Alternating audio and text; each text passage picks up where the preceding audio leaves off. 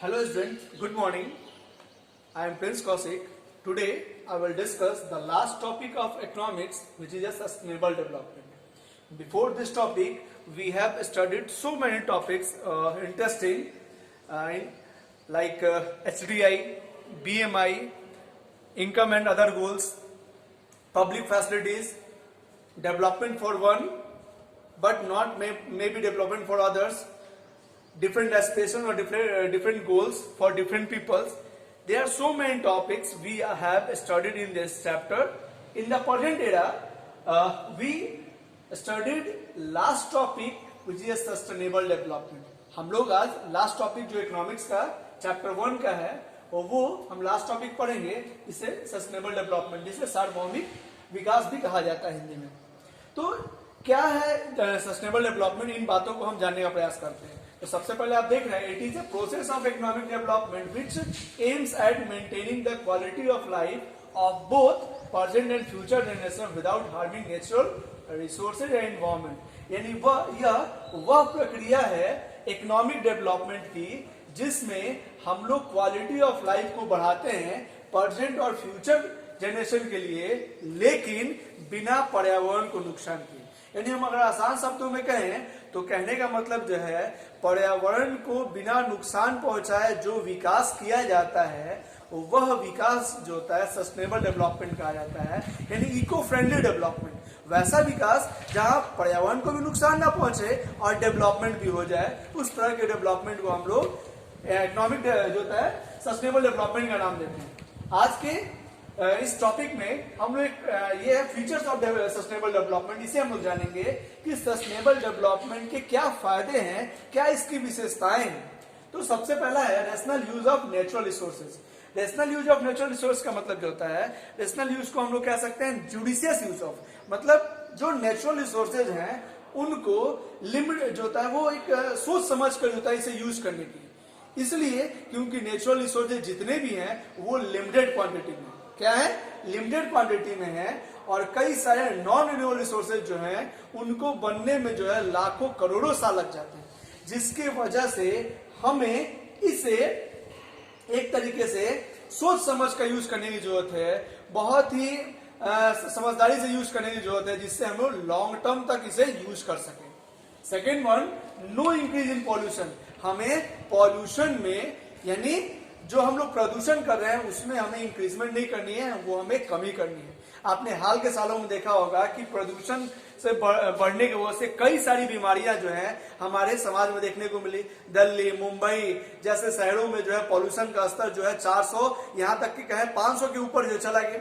यानी कहीं ना कहीं जो है पॉल्यूशन जो है वो ना सिर्फ वो मतलब हमें जो होता है ये कर रहा है, बल्कि सारे प्राकृतिक जो भी नेचुरल रिसोर्सेज हैं, जो पेड़ पौधे, उन सभी को जो है एक तरीके से ये हार्म करता है.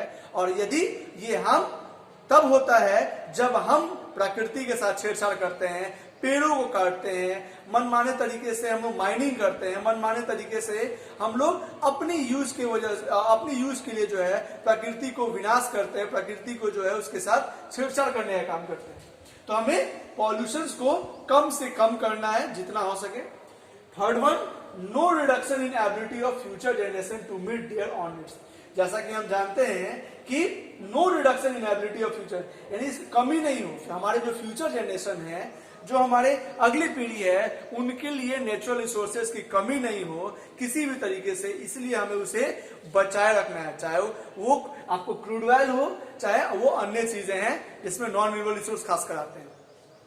यानी हमें फ्यूचर जनरेशंस के लिए इसे बचा कर रखना है, हमें यह सोचना है, हमें वो स्टेप्स उठाने हैं जिससे डेवलपमेंट तो हो, लेकिन कहीं जो होता है इसका नुकसान जो है प्रकृति को ना देखने को मिले, यानी प्रकृति के साथ कोई भी गलत ना हो, उसके साथ जो है हम लोग प्रकृति को नुकसान ना पहुंचाएं. यही इस सस्टेनेबल डेवलपमेंट का मेन एम है.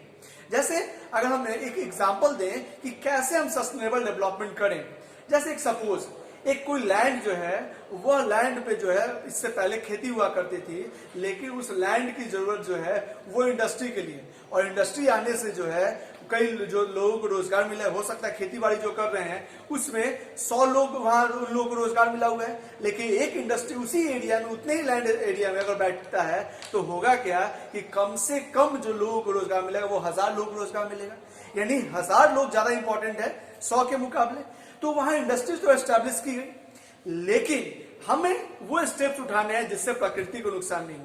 यानी हमने लैंड रिसोर्स को तो यूज किया, लेकिन कहीं ना कहीं जो हमें एयर पॉल्यूशन यानी उस इंडस्ट्री से जो स्मोक निकल रहे हैं उसको प्यूरिफाई करके जो होता है एटमोस्फेयर में उसको ये किया छोड़ा जाए। वहीं इसके साथ साथ जो इंडस्ट्रियों से निकलने वाले जो कचरे हैं, जो मिनरल्स कहते हैं, वो जो केमिकल्स हैं, वो जो कचरे हैं, केमिकल्स जो हैं, उनको बहुत ही जुडिशियस मैनर में, बहुत ही सोच समझ के उसको प्यूरिफाई करके फाइनली डिकम्पोज करने की जरूरत है, जिससे लैंड रिसोर्स भी जो है वो बचा रहे। यानी हर एक चीजों पे हमें स्टेप्स उठाने हैं, यहां तक कि जो भी इंडस्ट्री के आसपास जो रीजन है, खासकर जो उसके बाउंड्री का रीजन है, वहां पेड़ पौधे लगा दिए जाए। इंडस्ट्री के अंदर का स्पेस है तो वहां भी पेड़ पौधे लगा दिए जाए, जिससे जो है शुद्ध हवा मिलेगी। जो भी इंडस्ट्री से निकलने वाले थोड़े बहुत स्मोक हैं वो उसे एब्जॉर्ब करेंगे, कार्बन डाइऑक्साइड को एब्जॉर्ब करेंगे, जिससे कहीं ना कहीं जो है पॉल्यूशन में कमी होगी। यानी इंडस्ट्री तो एस्टैब्लिश करनी है, हमें डेवलपमेंट तो करने हैं, लेकिन डेवलपमेंट के हमें वो आयामों को अपनाना है जिससे हम नुकसान को, हम प्रदूषण को, हम प्रकृति के नुकसान को बचा सके, हम प्रकृति को नुकसान होने से बचा सके। और आज हम सभी समझ रहे हैं कि प्रकृति जो है हमारे लिए कितनी ज्यादा जरूरी है, खासकर इस लॉकडाउन में, कि हम लोग प्रकृति को जब इतना ज्यादा नुकसान कर रहे हैं तो हमें उस चीजों का इंपैक्ट शायद समझ में नहीं आता। लेकिन जब हम लोग लॉकडाउन लगभग 2 महीने से ज्यादा हम लोगों ने घरों में समय बिताया, तो आप न्यूज में देखा होगा आपने कि कई सारी नदियां, कई सारे झीलें, कई सारे जो होते हैं आपको अन्य चीजें जो होता है वो साफ हुआ है, बिल्कुल एटमोस्फेयर जो है हमारा क्लीन हो गया। यानी कहीं ना कहीं जो है हमारे इस डेवलपमेंट में हम लोगों ने प्रकृति को नजरअंदाज किया है, इग्नोर किया, जिसकी वजह से यह परिणाम हमको देखने को मिला। चलिए अगला हम देख रहे हैं टेबल 1.6 क्रूड ऑयल रिजर्व्स। यानी क्रूड ऑयल का जो रिजर्व्स है, जिस क्रूड ऑयल से जो है पेट्रोल, डीजल या अन्य चीजें जो बनाई जाती हैं, उनके रिजर्व्स के बारे में पढ़ते हैं कि इनकी क्या कहानी है, क्या बताते हैं। तो देख रहे हैं यहाँ 3 जो कॉलम दिए गए हैं, रीजन, कंट्री, ये जो किस किस रीजन या किस कंट्री में देखने को मिलते हैं। दूसरा रिजर्व्स 2013 के आंकड़े के अनुसार जो 1000 मिलियन बैरल्स के आंकड़े हैं कि पूरे वर्ल्ड में जो है यह नेचुरल रिसोर्स कितनी क्वांटिटी में वो दिए गए हैं, नंबर ऑफ इयर्स, और यह जो क्रूड ऑयल है खासकर वो कितने सालों तक जो है वो लास्ट करेंगे, वो खत्म हो सकते हैं, उसकी बातें भी। तो सबसे पहला कंट्री है मिडिल ईस्ट। मिडिल ईस्ट में जो है आपको जो है सऊदी अरबिया जो है आपको सऊदी अरबिया यूएई जैसा रीजन जो होता है वो आता है। तो उस मिडिल ईस्ट में जो है 808.5 यानी 800.5 जो है 1000 मिलियन बैरल्स जो है वो क्रूड ऑयल है, जो कि 78.1 ईयर यानी 78.1 सालों तक ही वो लास्ट करेगा, उसके बाद वो खत्म हो जाएगा। अगर हम बात करते हैं यूएसए का, तो यूएसए में है 44.2 यानी 44.2 मिलियन बैरल्स है। ये 12.1 सालों के लिए यानी अगर यूएसए के द्वारा यूज किया जाता है तो वो 12.1 सालों में ही खत्म हो जाएगा। अगर हम पूरे वर्ल्ड की बात करते हैं तो वर्ल्ड में 1687.9 जो है 1000 मिलियन बैरल्स जो है क्रूड ऑयल की क्वांटिटी है, जो कि 53.3 सालों तक के लिए, यानी यह 53.3 सालों बाद हमारे यहाँ जितने भी क्रूड ऑयल के रिसोर्स है, रिजर्व्स है, वो खत्म हो जाएंगे। और इसके बाद हो सकता है कि हमारी अगली पीढ़ी या उसके बाद की पीढ़ी जो है वो इस क्रूड ऑयल को ना देख पाए। यानी हम जितनी बड़ी तादाद में, जितनी तेजी से हम लोग जो है क्रूड ऑयल को खत्म कर रहे हैं, क्रूड ऑयल का यूज कर रहे हैं। जैसा कि हम बात करते हैं कि हम लोग पब्लिक व्हीकल से यहाँ से पटना जा सकते हैं, लेकिन लोग मौज के लिए, लोग ऐश के लिए जो है अपनी बाइक से जाते हैं, अपने 4 व्हीलर से जाते हैं। यानी कहीं ना कहीं जो है हम लोग जो है अपनी मौज मस्ती में, हम लोग जो है अपने ऐशो आराम में जो है प्रकृति को नुकसान पहुंचा रहे हैं। अब प्रकृति को नुकसान कैसे? सबसे पहले हम लोग इस जो नेचुरल रिसोर्स है, इसका नाम है क्रूड ऑयल, उसको हम लोग यूज कर रहे हैं, ओवर यूज कर रहे हैं। खासकर ओवर यूज करने से जो इसकी लास्टिंग है 3.3 साल, हो सकता है वो उससे कम ही सालों में, 2-4 कम ही सालों में वो खत्म हो जाए। और इसको बनने में भी हम जानते हैं कि हजारों और लाखों साल लगते हैं। इसके अलावा ये जो क्रूड ऑयल है, जो पेट्रोल और डीजल के रूप में होते हैं जनरली, वो जब गाड़ियों में यूज होता है और वो स्मोक के माध्यम से निकलते हैं तो उसमें कई सारे गैस रिलीज होते हैं, जैसे कार्बन डाइऑक्साइड हुआ, कार्बन मोनोऑक्साइड हुआ, इस तरह के जो गैसें हैं, सल्फर डाइऑक्साइड हुए, ये जो गैसेज हैं हमारे एयर में जो है एटमॉस्फेयर में जब निकलते हैं, जाते हैं, तो वो हमारे एटमॉस्फेयर को नुकसान पहुंचाते हैं। और हम या और भी जो लिविंग ऑर्गेनिजम्स है वो जब उसको लेते हैं तो वो कहीं ना कहीं उनके लंग्स में या कहीं ना कहीं उनके बॉडी में जो है वो उसको अफेक्ट करता है। यानी देखिए, एक तो हमने जो है सबसे पहले क्रूड ऑयल के रिजर्व्स को कम किया, अपने पॉकेट में जो एक्स्ट्रा हमने अपने खर्चों को बढ़ाया, तीसरा हमने प्रकृति को नुकसान किया। यानी एक साथ 3 नुकसान हमें देखने को मिल रहा है। यानी कहीं ना कहीं हमें क्रूड ऑयल रिजर्व्स को अगर प्रोटेक्ट करना है तो हमें कहीं ना कहीं यह ध्यान देना होगा कि हम लोग इसका रैशनल यूज करें, जुडिशियस यूज करें। जरूरत पड़ने पे ही हम लोग अपनी पर्सनल बाइक या कार को यूज करें जो होता है। इसके वजह हम जो होता है पब्लिक व्हीकल को ज्यादा तरजीह दें, ज्यादा यूज करें, पब्लिक व्हीकल को ज्यादा यूज करें। वहीं अगर हम बात करते हैं नो इंडिया, अब इससे जो होता है पॉल्यूशन भी कम देखने को मिलेंगे। अगला, हम इसे फ्यूचर जनरेशन के लिए भी बचाकर रख सकते हैं, हम इसे लॉन्ग टर्म तक यूज कर सकते हैं। तो आपने क्रूड ऑयल का समझ लिया। अब हम जो होता है इसके दूसरे जो एग्जांपल है, वो दूसरा जो एग्जांपल है वाटर रिसोर्स, इसके बारे में पढ़ने का काम करते हैं। तो हम जानते हैं कि वाटर जो होता है, वाटर रिसोर्स कितना हमारे लिए प्रीसियस है। यानी हमारी हर एक एक्टिविटी, सुबह उठने से लेकर रात के सोने तक, पानी का कितना ज्यादा यूज जो है हमें करना पड़ता है और कितनी ज्यादा उसकी नीड है। अब सोचिए कि यह पानी जो है कितना ज्यादा हमारे नीड है, और हम नीड होने के साथ साथ जो है हम इसका ओवर यूज कर रहे हैं, एक तरह से कहें तो मिस यूज कर रहे हैं। तो कैसे मिस यूज कर रहे हैं? जैसे अगर हम बात करते हैं कि 2 बाल्टी से हम नहा सकते हैं, लेकिन हम लोग 4 बाल्टी यूज करते हैं। हम लोग आसानी से जो है 2 बाल्टी के माध्यम से गाड़ी को धो सकते हैं, लेकिन हम 2 बाल्टी की जगह पाइप लगा देते हैं और पाइप से हम 10-20 बाल्टी 50 बाल्टी से हम लोग गाड़ी धोते हैं। तो ये हम लोग पानी बर्बाद कर रहे हैं। अब हम लोगों ने पानी को इतना ज्यादा जो होता है बर्बाद कर दिया है, इतना ज्यादा, खासकर इसमें ग्राउंड वाटर, जैसे कि हम जानते हैं पूरे अर्थ पे 0.5% जो है ये देखा जाए ग्राउंड वाटर की क्वांटिटी है। फ्रेश वाटर में देखा जाए, फ्रेश वाटर में जो अगर कहें पूरे अर्थ पे 3.5% के करीब में है फ्रेश वाटर, उसमें 0.5% जो है वो अंडरग्राउंड वाटर है, जो कि एक तरीके से घट के 0.3 के करीब में आ गया।